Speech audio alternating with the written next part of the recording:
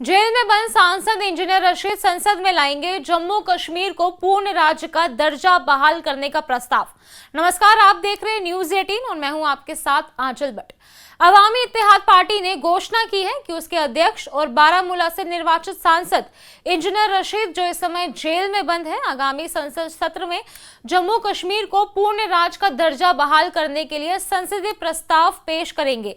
AIP के मुख्य प्रवक्ता इनाम उन नबी ने प्रेस को जारी बयान में कहा कि भले ही इंजीनियर रशीद जेल में है, लेकिन उन्होंने अपने लोगों की आवाज को चुप नहीं होने दिया है। वो हर लोकतांत्रिक मंच का इस्तेमाल करते रहेंगे ताकि जम्मू कश्मीर की जनता की भावनाएं और आकांक्षाएं संसद तक पहुंचे। इनाम ने यह भी कहा कि राज्य का दर्जा कोई कृपा नहीं, बल्कि एक संवैधानिक अधिकार है, जिसे वर्ष 2019 में एक तरफा रूप से छीन लिया गया था और अब वक्त आ गया है कि संसद इस ऐतिहासिक अन्याय को सुधारे।